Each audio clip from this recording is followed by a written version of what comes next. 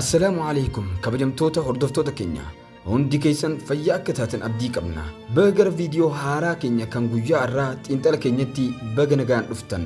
Kutaalee fiilima Kurulus Orahan hanga ammatti baay'ee dinqisiisoo fi gammachiisaa ta'an keessaa tokko gadhiifameera. Kutaa guyyaa irraa kana keessatti gantoonni hundi isaanii mul'atan jechuun ni danda'ama.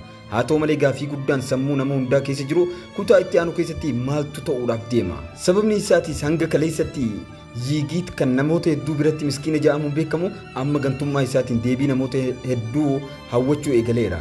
Yigit Filaavius qofa osoo hin taane Dumruliis Seyfiidhaan madeesseetiira yookaan waraaneetiira. Kanaafuu gaafii guddaan sammuu daawwattootaa keessa jiru dhuguma Filaavius fiilima kutaan deemu kana keessaa ni baha.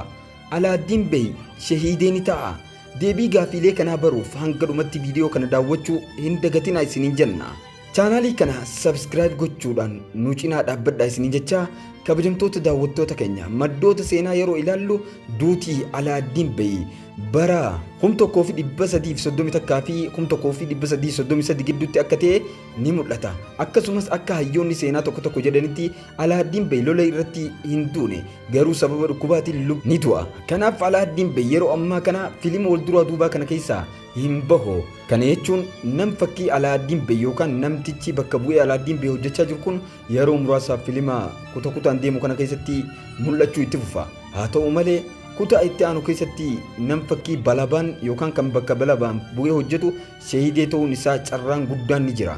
Filaavius yoo ilaalle nama baay'ee barbaachisaa fi namoonni baay'ee fiilima keessatti jaallatanidha. Dhugaa dubbachuuf akka daawwattoonni hedduun jedhanitti milkaa'inni fiilima wal duraa duubaa kun Filaavius qooda guddaa keessatti qaba. Sadarkaan fiilima wal duraa duubaa kun dursa baay'ee gabbu'eeti ture. Garuu ammaan tana sababa Filaaviusiin ol ka'e nama cimaa akka Filaavius kana barreessitoonni hin balleessin jenneeti yaanna. Kanaaf amma Filaavius irratti wanti tokkollee hin mudatu jenneeti yaanna. Baay'ee kan hin oolledha. Amma Filaavius fayyee yookaan fayyaa dhume isaa fudhatee Yigit irratti haaluu ni ba'a.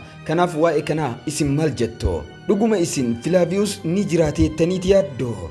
Yaada keessan beekamaadha. Koomentii irratti nu barreessuu hin dagatinaa. Akkasuma viidiyoo keenya kana share godhuudhaan walii qooduudhaan viidiyoo keenya like godhuu hin dagatinaa isin jenna. Xiinxalli keenya kan guyyaa irraa kan kutaa 18ffaa beessa tokkoffaadha kana fakkaata. Xiinxala keenya kan biraa haga qabannee walitti dachaanutti chaanaala keenya Ororikar dhibbakee hordofuu hin dagatinaa isin jenna. Haga walitti dachaanutti nagee nuuf tura isin jenna.